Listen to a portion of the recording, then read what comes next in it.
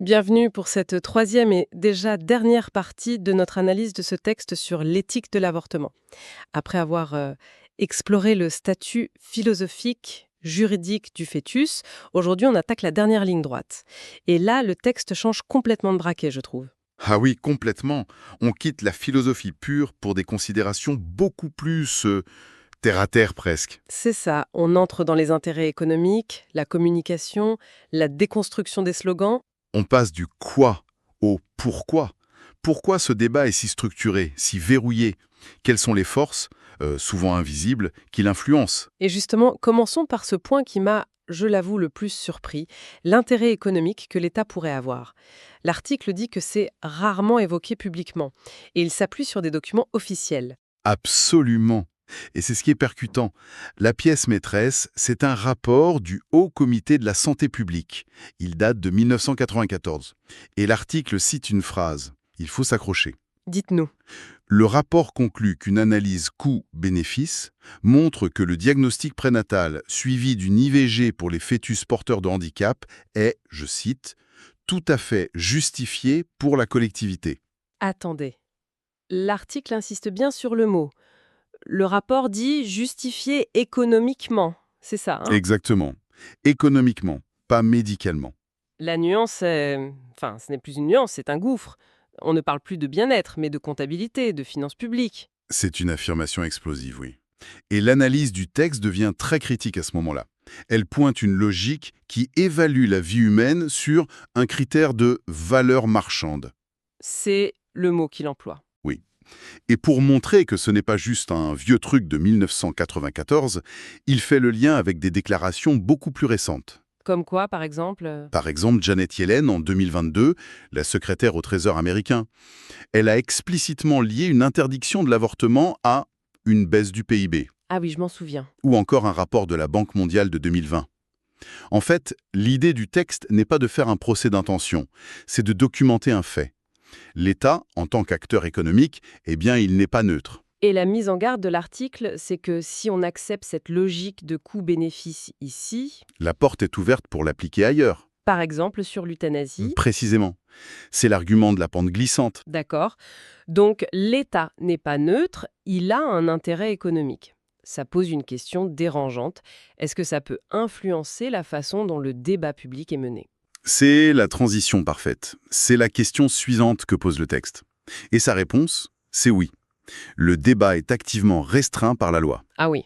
L'analyse se penche sur un article précis, le L223-2 du Code de la santé publique.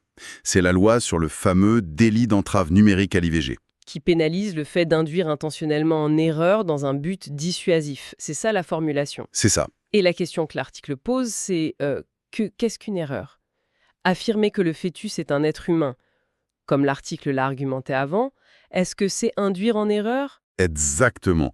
Et le texte pousse le bouchon. Si la réponse est oui, ça veut dire que la loi ne punit pas que la désinformation factuelle, genre mentir sur des risques médicaux. Elle punit une position philosophique. Voilà. Une position morale, argumentée, mais qui est jugée dissuasive.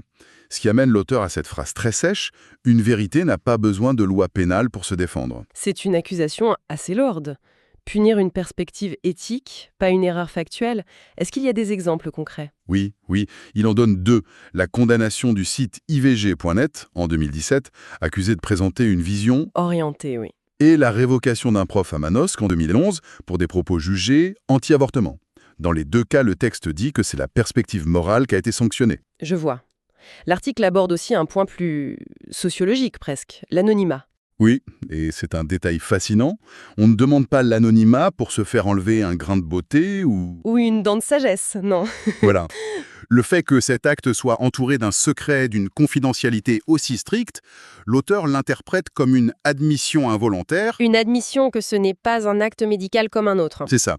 Comme si la société savait, confusément, que ça portait une charge morale particulière. On a vu le rôle de l'État, le cadre légal, mais le débat se joue aussi avec des slogans, des phrases chocs.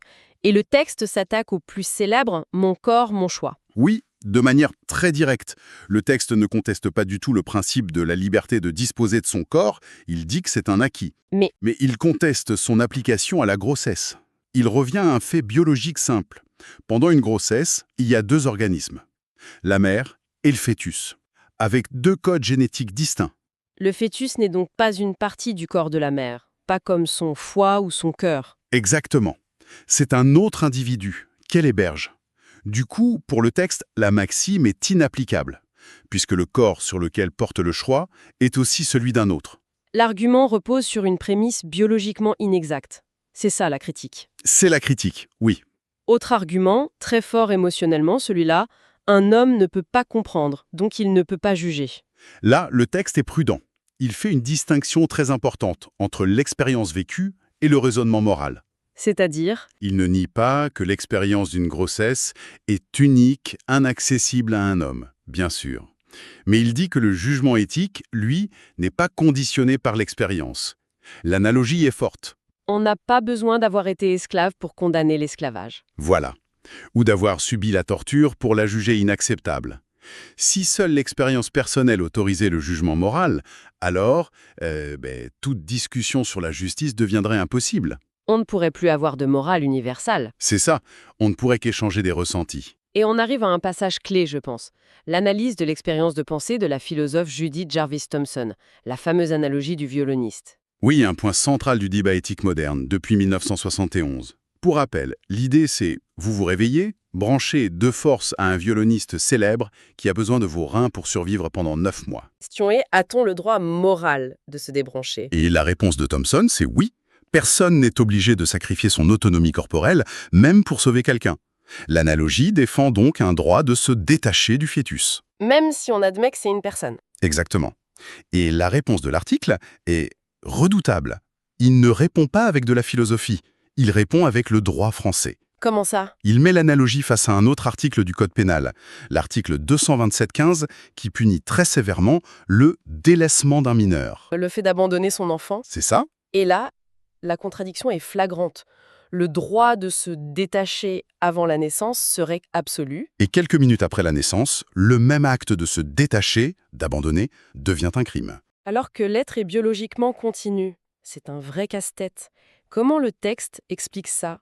L'explication n'est pas juridique, elle est psychologique. C'est ce qu'on appelle l'effet de la victime identifiable.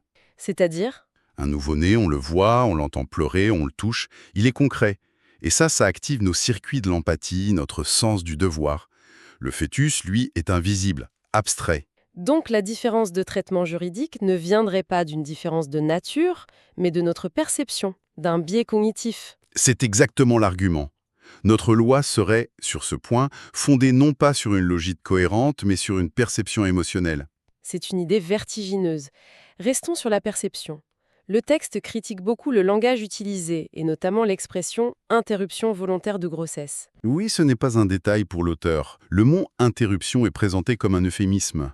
On interrompt un film, une conversation. ». Et on peut les reprendre. Voilà.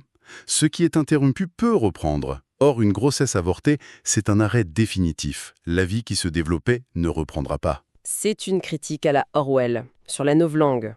Changer les mots pour changer la pensée. La référence à Orwell est même explicite. L'idée est que ce mot, interruption, vise à atténuer la charge psychologique de l'acte en changeant sa représentation mentale. D'accord. Donc après tout ce chemin, l'économie, la loi, les slogans, le langage, où est-ce que ça nous mène? Quelles sont les implications au final? C'est la question clé. Et le texte commence par dire ce que ça n'implique pas. Et c'est très clair. Il ne s'agit pas de criminaliser les femmes. Au contraire. Elles sont décrites comme mal accompagnées, pas assez informées, parfois dans une grande détresse. La responsabilité, dit l'auteur, est collective. Et du côté de ce que ça implique, alors? Deux choses. D'abord, une exigence de cohérence du droit.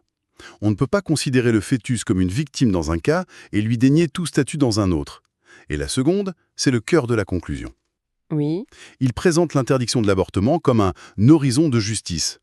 Mais, et ce mais est capital, À une condition. une condition non négociable, que cette interdiction soit indissociable d'un soutien inconditionnel à la femme. Il rejette complètement l'idée d'une interdiction sèche. C'est une nuance cruciale. Il ne s'agit pas d'interdire et d'abandonner. Pas du tout, c'est même le contraire. Il parle d'une révolution de l'accompagnement. La formule est forte. Des yeux pour le fœtus, un cœur et des mains pour la mère. Exactement. L'interdiction ne deviendrait juste Que si la société garantit à chaque femme qu'elle ne verra jamais son enfant comme un obstacle, ça implique un soutien massif, financier, psychologique, matériel. En conclusion, si je résume, l'article essaie de nous sortir de l'opposition binaire femme contre fœtus. Il redéfinit le problème comme un double défi pour la société. C'est une excellente synthèse. Créer les conditions d'un choix vraiment libre pour les femmes, sans contrainte, et en même temps reconnaître au fœtus la réalité de ce qu'il est. Et l'auteur parie que ces deux buts ne sont pas contradictoires, mais les deux faces d'une même exigence d'humanité. C'est une analyse qui, c'est certain, pousse à la réflexion. Et ça nous laisse peut-être avec une dernière pensée pour aller plus loin. Toute l'analyse repose sur le principe organisateur interne comme fondement de l'être. Ce programme génétique unique. C'est ça. Alors imaginons, si on découvre une forme de vie extraterrestre ou si on crée une intelligence artificielle qui, dès son origine, a un code unique et un programme interne autodirigé vers un développement complexe. Quelles seraient nos obligations morales envers elle? À partir de quand commencerait-elle? Au premier jour de son activation? Ou seulement quand elle commencerait à nous ressembler? Ça nous force à nous demander si nos critères pour définir un être digne de protection sont vraiment universels, ou s'ils sont, au fond, taillés sur mesure pour nous, pour notre propre espèce.